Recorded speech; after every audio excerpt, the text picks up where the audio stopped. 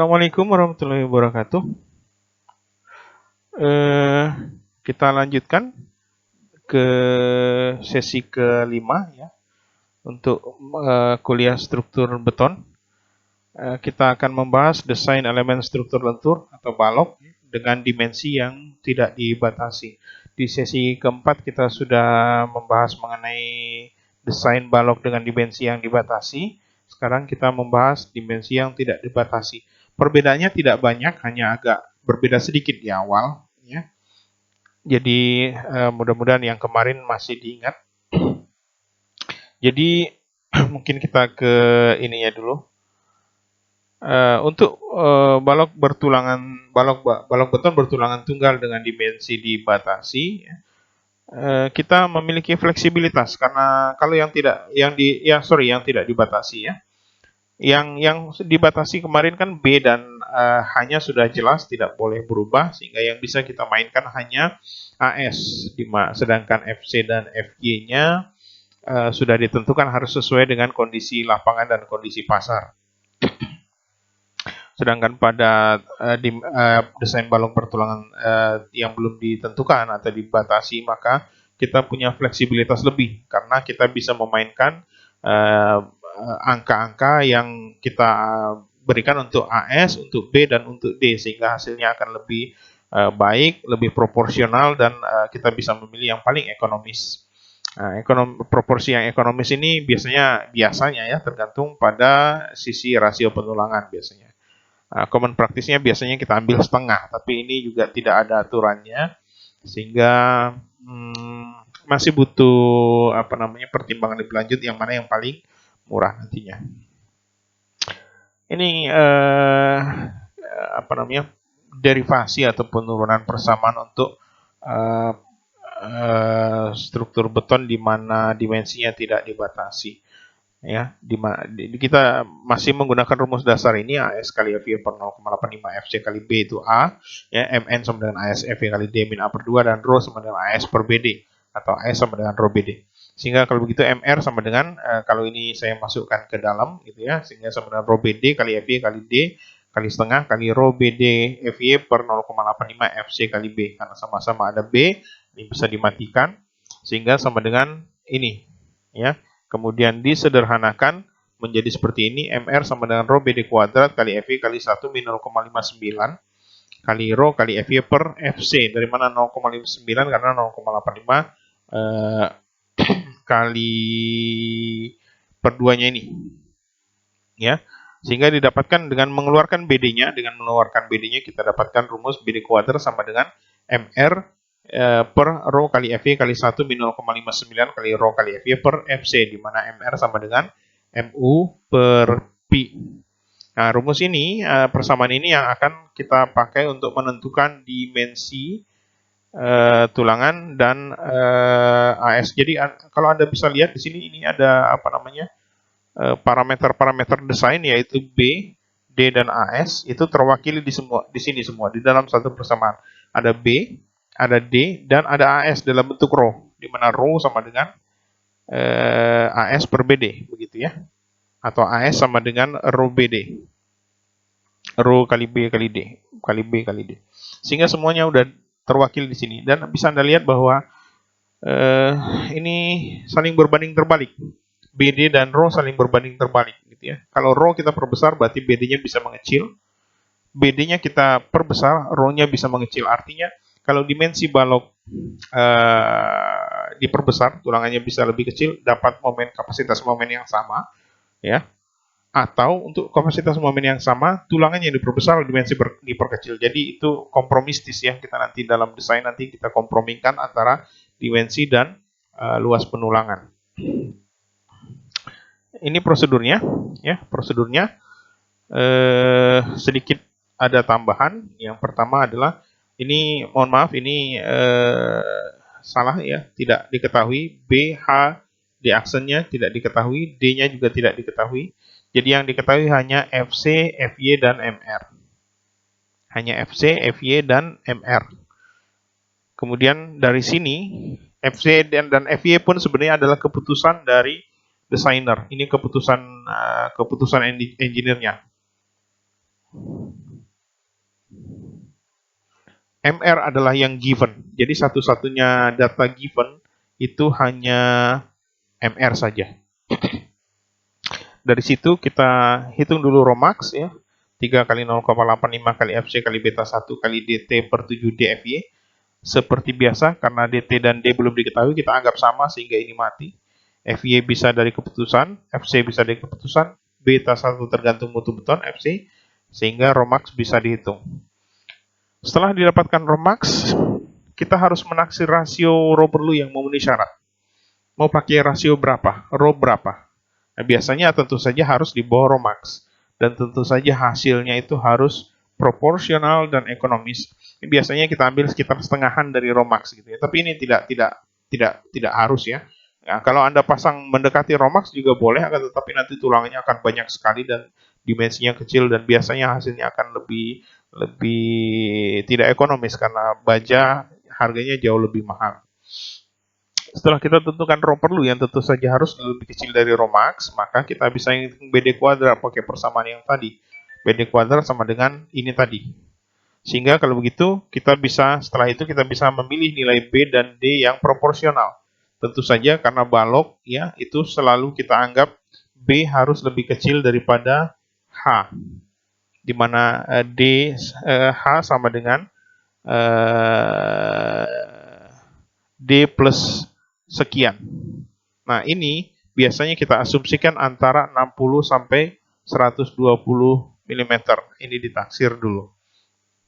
Ya, sehingga kalau begitu, ini harus dipilih yang proporsional. Kenapa proporsional? Karena kita sebaiknya tidak memasang baloknya tidur di mana B lebih besar daripada H. Kita ingin biasanya H-nya lebih besar daripada B karena akan menghasilkan balok yang proporsional dan ekonomis serta memiliki kekakuan yang lebih baik dengan volume yang sama atau dengan bobot yang sama karena inersianya lebih besar.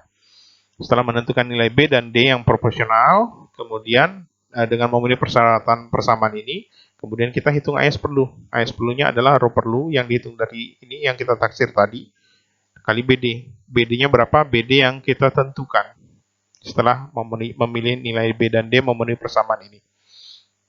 Setelah dapatkan AS perlu, kita gunakan AS pakainya berapa, dan tentu saja harus lebih besar dari AS perlu. Kemudian kita hitung rho perlu, rho pakai dari AS pakai, yang kita pembulatan tadi, yang Anda sudah lihat contohnya di beberapa contoh sesi sebelumnya. Karena harus ada pembulatan, misalnya kita dapatkan jumlah tulangan yang dibutuhkan 5,3, maka kita pakai 6. Ya, ini pakai, ini perlu. Sehingga ada pembulatan dipakai, kita hitung lagi rho pakai, pastikan rho pakai lebih kecil daripada rho max di sini. Kalau lebih kecil maka bisa kita lakukan analisis under reinforce. Kalau lebih besar maka kita harus memperbesar lagi penampangnya, tidak boleh menggunakan penampang tersebut. Nah, setelah kita tentukan BD kuadrat atau penampangnya dan luas tulangannya dan memastikan bahwa tulangannya sudah lebih kecil daripada rho max, kita masuk lagi ke analisis yang sama persis dengan analisis di sesi ketiga. Tidak perlu saya kira terlalu dalam karena sudah dibahas di sesi ketiga dan keempat. Jadi hitung A, hitung C, hitung regangan tarik terluar, hitung P, hitung MN dan hitung PMN. Baru kemudian ini masih juga ketinggalan. Baru kemudian kita katakan bahwa aman jika PMN lebih besar atau minimal sama dengan MU. Baru desain kita selesai. Ya, ini contoh desain untuk balok bertulangan tunggal dengan dimensi tidak dibatasi. Ya, soalnya kita samakan saja supaya bisa menjadikan perbandingan ya. Ada sebuah balok dengan bentang 4 meter dengan beban Q 42,5 kN. Sehingga didapatkan momen ultimate-nya adalah sebesar 85 kN. Ya, dengan MU 85 kN, diameter sengkang 10, FC 20, FY 400, desainlah penulangannya. Yang pertama masih sama, asumsikan P sama dengan 0,9. Nah, balok aman jika MU lebih kecil daripada PMN atau MU per P lebih kecil daripada MN. Sehingga kalau begitu MU per P-nya sama dengan 0,85 per 0,9 sama dengan 94,5 4. Nah, setelah itu kita lakukan hitungan Romax. Romax sama dengan persamaan ini, ya. Masalahnya adalah D-nya belum diketahui. Seperti biasa, DT dan D kita asumsikan sama. Sehingga ini saling menghilangkan, ya, sehingga didapatkan Romax sama dengan persamaan ini didapatkan sebesar 0,01548. Nah, ini adalah Romax-nya. Sekarang rho, mau berapa pakai rho-nya? Ditaksir, ya. Anda taksiran berapa saja, yang penting di bawah Romax. Yang penting lebih kecil daripada Romax. Itu syarat mutlak, tidak boleh dilanggar. Nah, dalam hal ini saya ambil Romax-nya, rho pakainya diasumsikan saya ambil sebesar 0,008. 0,008. Dan ini sudah lebih kecil dari ini, ya, hampir setengahnya. Dan lebih kecil dari Romax sehingga oke, ya, sehingga oke. Kalau begitu kita pakai rho sama dengan 0,008. Selanjutnya, setelah kita ketahui rho dipakai 0,008, ini kita hitung pakai persamaan yang tadi, yang BD kuadrat sama dengan MU per Pi per rho kali FY kali dan seterusnya. Ini kita masukkan. MU per Pi-nya sudah kita hitung di depan, kali 10 pangkat 6 kali, karena dari kilonewton meter ke newton milimeter. Rho-nya 0,008 kali 400 kali 1 min 0,59 kali 0,008 dari rho pakai tadi, kali 400-nya FY-nya per 20. Sehingga didapatkan BD kuadrat 325,75088 mm pangkat 3. Nah, sekarang tugasnya kita adalah mencari besaran B dan D yang proporsional. Ya, proporsional seperti apa? Ya, tentu saja seperti saya katakan tadi, ya baik B-nya biasanya lebih kecil dari H-nya, sekitar setengahnya, atau ini D-nya begitu ya. Nah, kalau begitu saya coba-coba, saya masukkan B-nya 250. Jika saya masukkan B 250, berarti D-nya bisa dihitung. D sama dengan akar 3257088 per B. Begitu ya. Artinya, saya masukkan B-nya 250, saya dapatkan D-nya 360,9. Apabila saya masukkan D-nya B-nya 300, saya dapatkan D-nya 329,5. Saya masukkan 350, 305, saya masukkan 400, 285. Dari sini saya bisa memilih bahwa saya akan pilih yang ini. Kenapa tidak lebih kecil dari 250? Karena sudah disyaratkan di SNI bahwa dimensi struktur minimum adalah 250 mm, tidak boleh lebih kecil lagi. Ya, sehingga saya pilih yang ini. B-nya 250, D-nya 360. Karena D-nya 360, H tentu saja lebih besar daripada D kan, karena H masih harus ada di aksen. Masih harus ada di aksen. Masih harus ada di aksen, gitu ya. Maka kalau begitu, karena ini 360, saya ambil saja hanya di mana di aksen kan antara 60 sampai 120 tadi. Ya. Kalau begitu, kalau saya ambil nilainya 60 saja, 360 tambah 60 kan sudah 420. Jadi saya ambil saja hanya 450 dan B-nya 250. B-nya dari sini, hanya adalah dari sini plus di aksen. Gitu ya, dapatkan ini. Dengan asumsi D 393,5. Setelah diasumsikan D 39,5, berarti saya sudah mendapatkan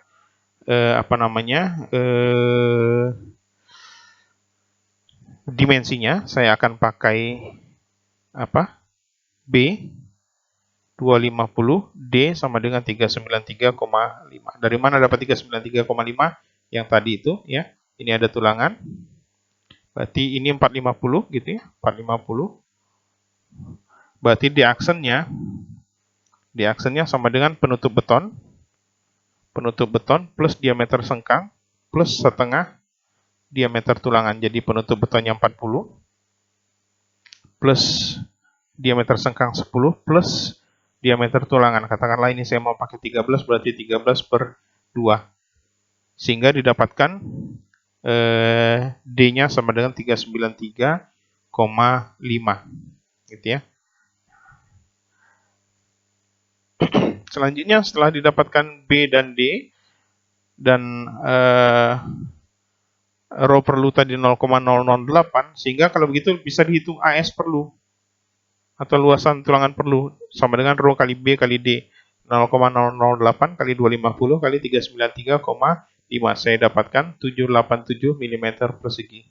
Kalau saya pakai tulangan diameter 13, di mana luas satu tulangan adalah 132,665. Oke, maka jumlah tulangan yang saya butuhkan adalah luas tulangan yang saya perlukan total dibagi 132,665 sama dengan 593 mm, jumlahnya 5,93 buah.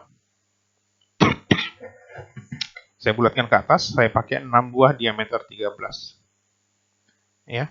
Sehingga saya pakai 6 buah diameter 13 dengan luasannya, dengan AS-nya adalah 6 kali 1/4 pi D kuadrat sebesar 795,99 mm persegi. Nah, ini kembali lagi ke sini sama persis ya.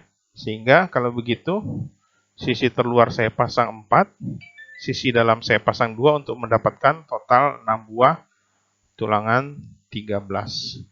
Jarak bebas datarnya saya hitung sama dengan yang sesi 3 dan sesi 4 kemarin. Didapatkan 32,67 lebih besar dari 25, oke. Saya hitung D-aksennya, dapat 69, saya hitung D-nya, dapat 380, saya hitung DT-nya, dapat 393,5 ya. Untuk detailnya bisa dilihat di sesi 3 untuk lebih jelasnya. Kemudian setelah itu saya bisa menghitung nilai A. Setelah nilai A didapatkan sebesar 75,15529, saya bisa menghitung nilai C, di mana C adalah A per beta 1, ya, karena nilai FC-nya 20, maka beta 1-nya sama dengan 0,85. Saya dapatkan C-nya 88,42. Kalau begitu bisa dihitung regangan tulangan tarik terluar sebesar 0,010351 dan ini sudah lebih besar daripada 0,004. Karena regangan tarik terluar sudah lebih besar daripada 0,005, maka kita bisa pakai pi sama dengan 0,9. Dengan demikian bisa dihitung Mn sama dengan AS kali Fy kali D min A per 2. AS-nya kita dapatkan dari tadi yang jumlah tulangan, ya, AS pakai 795,99. Ini salah masukkan angka berarti ya. 795,99 harusnya dikalikan 400, tapi ini hasilnya tidak akan beda jauh ya. Dikalikan 400 dikalikan D, di mana D itu sudah dihitung di sini. 380,83 min 75155,29 yaitu A. A ini 75 per 2. Saya dapatkan hasilnya adalah sebesar 109,638,234 Newton mm atau 109,64 kilonewton meter. Dengan demikian bisa dihitung PMN sama dengan 0,9 kali 109 didapatkan 98,67 kilonewton meter. Sorry, ini masih salah. Dan ini sudah lebih besar daripada MU sebesar 85 kilonewton meter, sehingga struktur kita dapat dinyatakan aman. Ini adalah prosedur untuk analisis atau desain balok beton bertulang dengan dimensi tidak dibatasi. Perlu menjadi perhatian bahwa ini akan menjadi krusial ya. Pemilihan rho ini akan menjadi krusial. Kenapa? Karena ini range-nya besar. Anda boleh pilih berapapun, yang penting di bawah rho max. Ya, tentu saja tidak 0 begitu ya. Di bawah rho max sebesar 0,015. Anda bisa pilih 0,015 boleh, 0,01 boleh, 0,008 boleh, 0,009 juga boleh. Ya, dengan catatan harus di bawah rho maksimum. Sehingga itu akan sangat berpengaruh. Semakin kecil rho, seperti tadi kita lihat di persamaan yang kita derivasikan tadi, ya. Semakin kecil rho, maka semakin besar BD kuadrat. Dan semakin besar rho, semakin kecil BD kuadrat, karena saling berbanding terbalik. Artinya semakin kecil rho, semakin kecil tulangan, maka dimensinya akan semakin besar, dan semakin besar tulangan, maka dimensinya akan semakin kecil. Makanya desain ini akan sangat kompromistis. Anda harus mengkompromikan antara luas tulangan dan dimensi untuk mendapatkan balok yang aman secara struktural. Saya kira cukup demikian kita pembahasan untuk sesi ke-5. Mudah-mudahan dapat dimengerti. Apabila ada pertanyaan bisa kita diskusikan di sesi tatap muka nantinya, insya Allah. Mohon tugasnya untuk dapat dikerjakan. Terima kasih. Assalamualaikum warahmatullahi wabarakatuh.